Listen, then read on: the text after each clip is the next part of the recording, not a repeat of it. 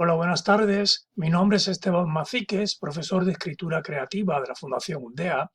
Hoy vamos a acercarnos a un microrrelato de José Emilio Pacheco, un escritor mexicano, que me gustaría mucho que pues, nos motivara para seguir leyendo este tipo de pequeños cuentos y al mismo tiempo pues también os iniciarais, si no lo habéis hecho ya, en el mundo de la escritura.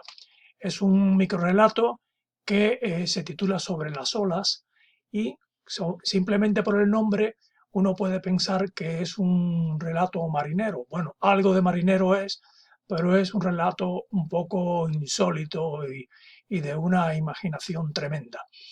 Sin más dilación, vamos a ver qué nos cuenta José Emilio Pacheco en este pequeño relato. Dice así: la anciana me encargó la compostura del reloj.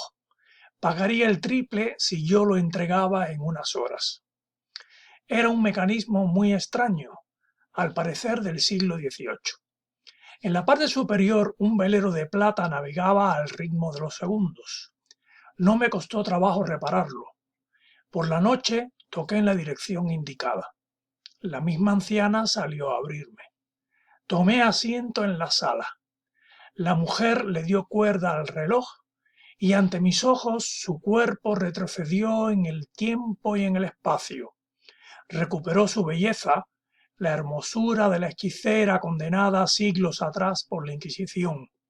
Subió al barco de plata que zarpó de la noche y se alejó del mundo. Como podéis ver, es un cuento precioso que, eh, que nos narra un hecho realmente insólito. Pero claro, cuando empezamos a leer el cuento, no nos imaginamos de ninguna manera que va a tener semejante desenlace. La anciana, cuando dice la anciana me, ya nos está presentando a los dos personajes fundamentales del cuento. Solamente hay dos personajes y de estos personajes nos dicen muy pocas cosas, porque una de las características del microrrelato, como su nombre lo indica, es que tiene que ser un cuento en muy poco espacio.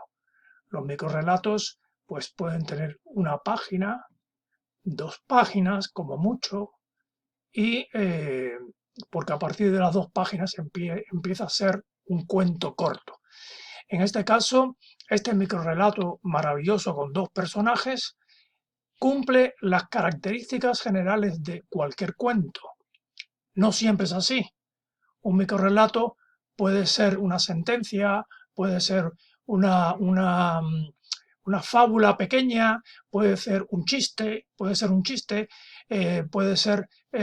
pues una parábola, tiene muchas formas de expresarse.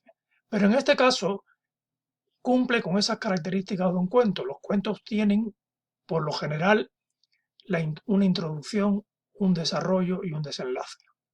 Y aquí vemos cómo se presenta a dos personajes, en principio, la misión que le encarga y la descripción del mecanismo extraño del reloj, el regreso y el desenlace tremendo, ¿no? Que comienza justamente, tiene un nudo, digamos, y un desenlace cuando dice, y ante mis ojos su cuerpo retrocedió hasta que zarpó de la noche y se alejó del mundo. El cuento, repito, tiene una estructura tradicional y ya desde el principio, en esta simple frase, la anciana pagaría el triple si yo lo entregaba en unas horas, no nos está, por la compostura del reloj, el arreglo del reloj, nos está dando la idea de la misión que un personaje encarga a otro. Esto también tiene que ver con la estructura de los cuentos tradicionales. El cuento tradicional, los cuentos populares, muchos de ellos eh, cumplen con determinadas estructuras y una de ellas es esta. Hay un personaje que da una misión a otro, ese otro personaje pues realiza determinadas proezas, supera obstáculos, vence al dragón, vence a la bruja, en fin, y regresa victorioso, escarmentado, de toda esta experiencia, ¿no? Sin embargo, es sorprendente, claro, que, en este caso el que recibe el encargo no es el héroe realmente de la acción. El héroe de la acción es la anciana. La anciana que a partir del momento en que salió a recibirlo, que a partir del momento que le dio cuerda al reloj, ya no es la anciana, es la mujer. O sea que hay un tratamiento distinto y esta mujer es capaz de recuperar su belleza y su hermosura, la de la hechicera está condenada siglos atrás por la Inquisición. Es curioso que el objeto núcleo de este relato sobre el que gira la preocupación de la anciana, que pagaría el triple, claro, por la prisa que tenía. Después nos enteramos en qué consistía la prisa, ¿no? La prisa no era por tener un reloj reparado, sino era la prisa por retroceder en el tiempo y en el espacio y partir, ¿no? Partir de la noche y del mundo. Pues esta explica el hecho de que pagaría el triple, lo justifica, ¿no? El reloj tiene un mecanismo muy extraño del siglo XVIII. Los microrelatos se caracterizan por ser cuentos tan resumidos, ser cuentos tan breves que en ellos no puede sobrar nada. Y aquí está justificado la referencia del reloj del siglo XVIII con algo que acontece también después, la Inquisición.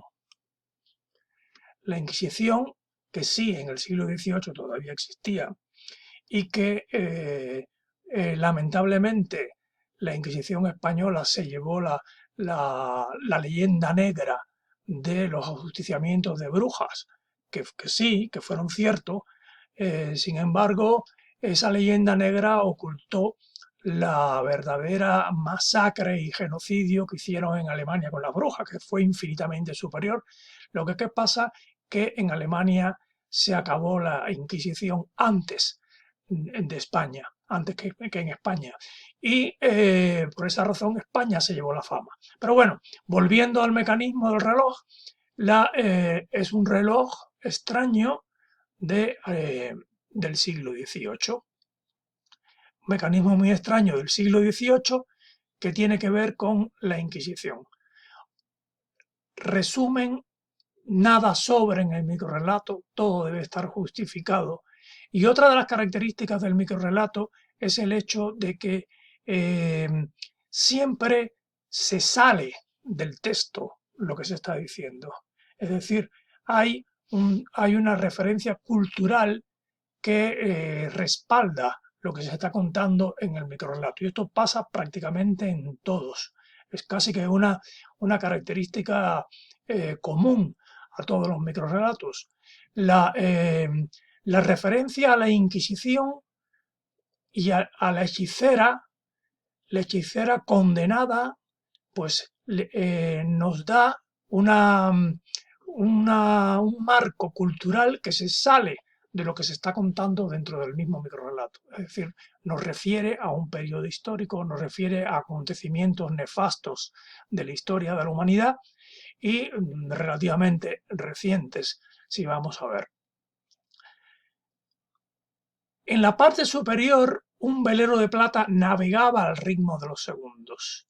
Es el objeto que de alguna forma también permite que el cuento se llame como se llama, sobre las olas. El movimiento del barco sobre el velero de plata que navegaba al ritmo de los segundos es lo que precisamente le puede dar vida a esta hechicera. O sea, es el tiempo, la vida del tiempo. El reloj roto no le permitía volar en el tiempo y en el espacio, como se dice después.